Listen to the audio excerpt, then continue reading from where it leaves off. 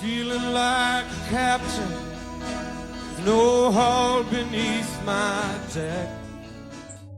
They called him the voice of Australian blues rock, raw, soul-deep, and impossible to forget. But just as suddenly as he rose, he disappeared.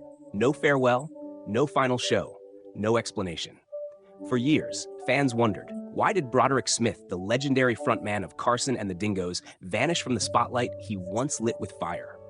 The answer was heartbreakingly human.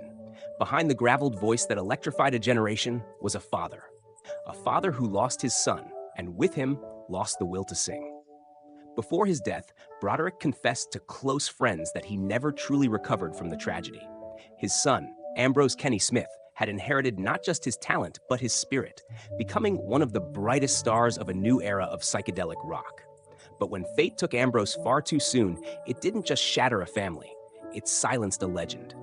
This is the story no one told. Not on radio interviews, not in newspaper tributes, not even in retrospectives celebrating Australian rock. It's a story buried beneath harmonicas and heartbreak, behind roaring crowds and the quietest kind of grief.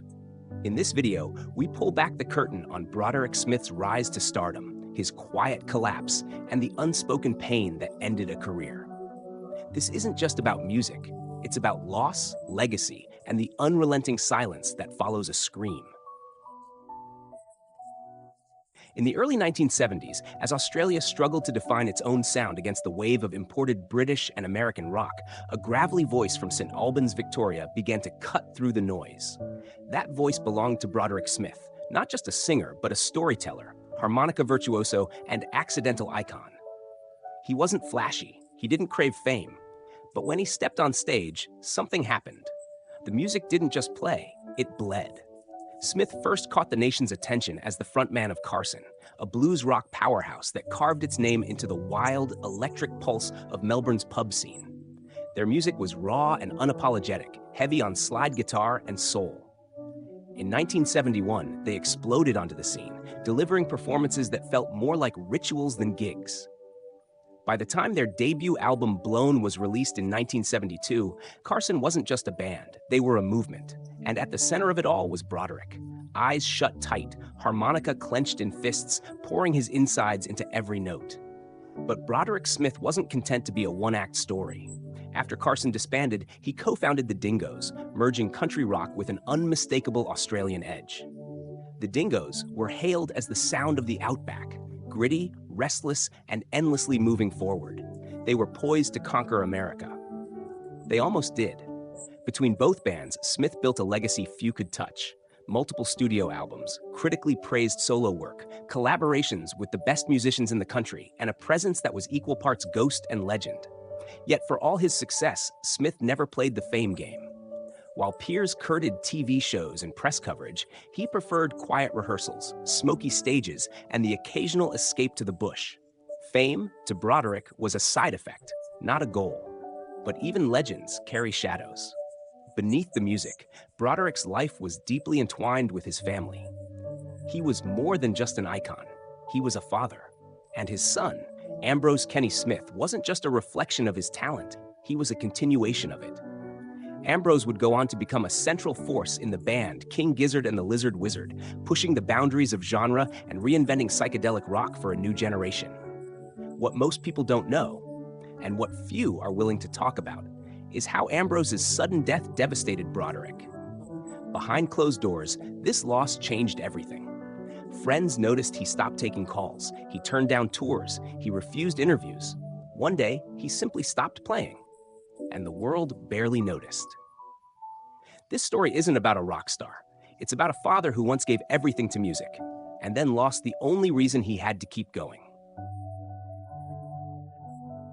Long before he was a household name in the underground blues rock scene, Broderick Smith was a migrant boy growing up in the working-class suburb of St. Albans. Born in England in 1948, he arrived in Australia as a child, bringing with him the quiet resilience of post-war life and an ear tuned to the soulful cries of American blues. He didn't come from privilege.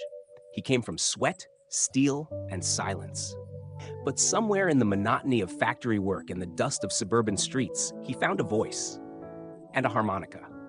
His early 20s saw him caught in the grind of daily labor, but music was always there.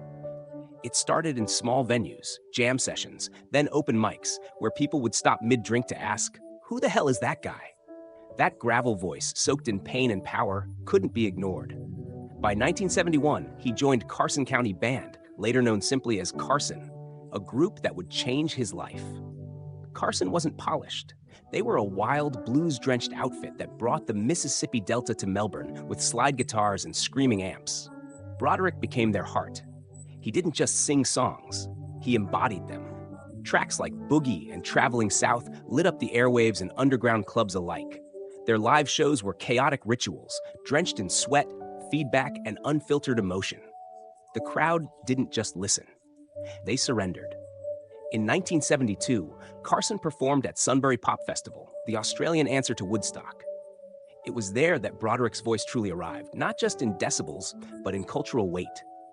They shared stages with Billy Thorpe, Chain, and even international acts. Yet despite their rising fame, Carson's time was short. By late 1973, the band imploded under pressure, personal conflicts, and creative divergence.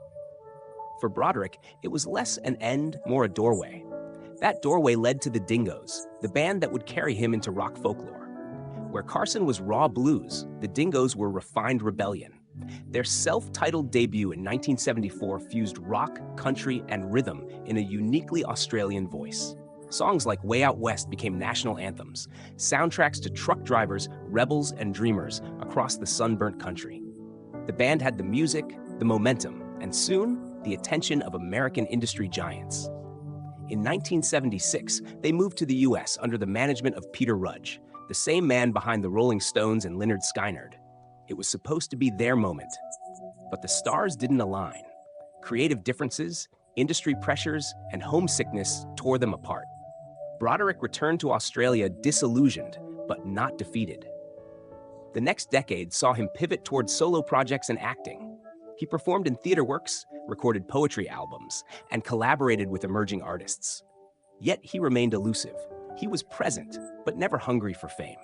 He taught music, wrote about war and memory, and quietly mentored young musicians, including his own son, Ambrose. Ambrose wasn't a copy. He was a force.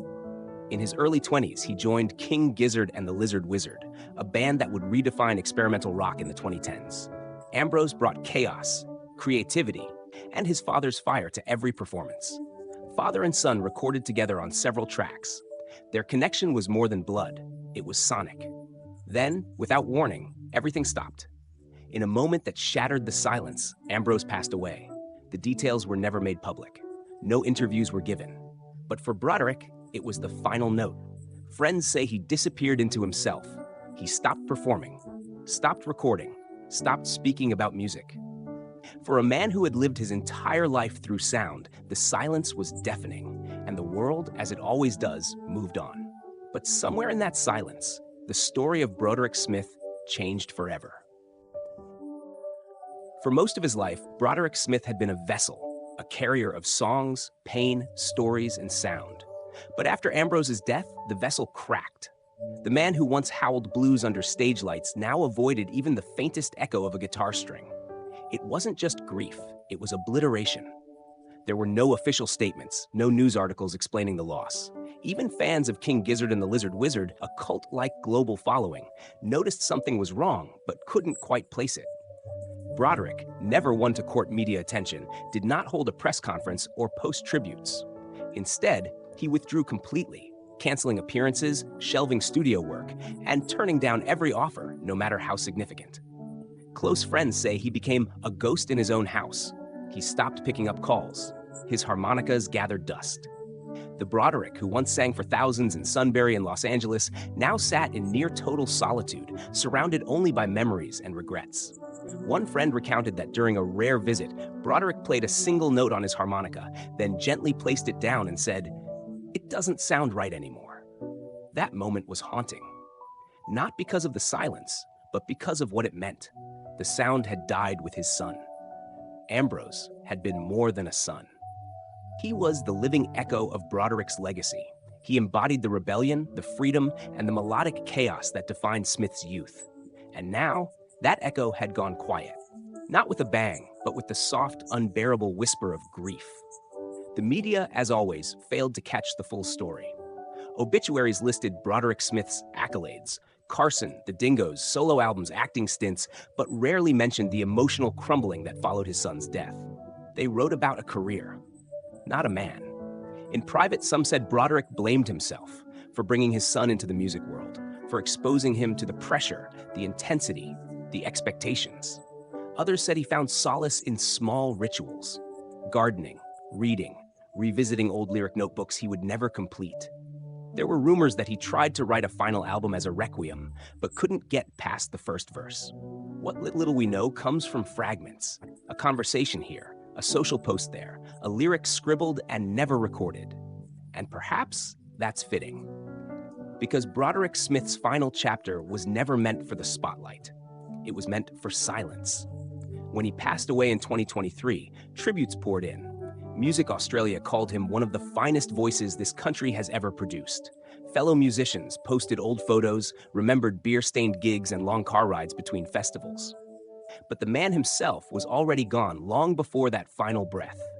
The true ending of Broderick Smith's story came not with his death, but with his son's. The most tragic part? The world never knew it lost two voices, not one.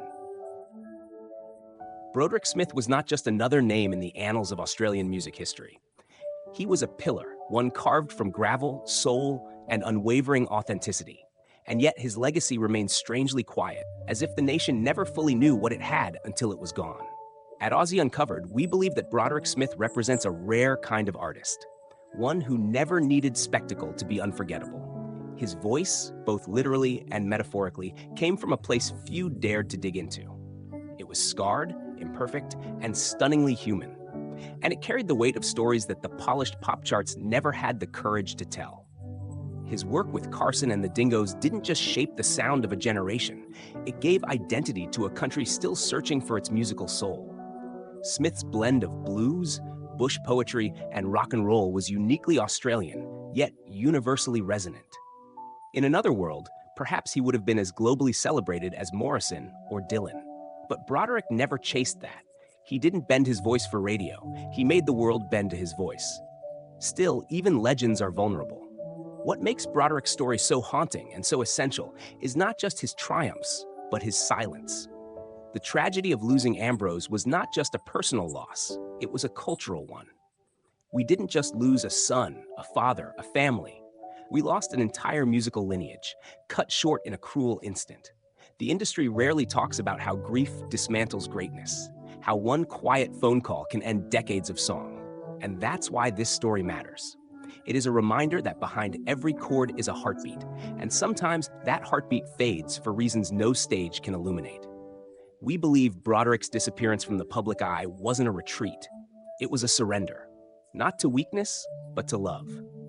To the kind of grief so deep it drowns even music. And that kind of silence deserves reverence, not forgetting. So we ask you, how should we remember Broderick Smith? As the voice of Carson, the poet of the Dingoes, or the father who chose to let the music die with his son? Whatever your answer, one thing is certain. His songs may have ended, but the echo is still with us. Some stories fade with time, others sink deeper the more we try to forget them. Broderick Smith's story is not one of loud endings or grand finales. It is one of quiet exits, unfinished verses, and the echo of a harmonica left untouched. He was never the loudest, never the most flamboyant, but he was real. In a world obsessed with flash and formula, Broderick stood for something purer, music as truth, not product. Whether in the sweat-soaked chaos of Carson, the dusty harmonies of the Dingoes, or the intimate shadows of his solo work, his presence carried weight. You felt him before he even sang. And yet, it's what he didn't sing in the end that says the most.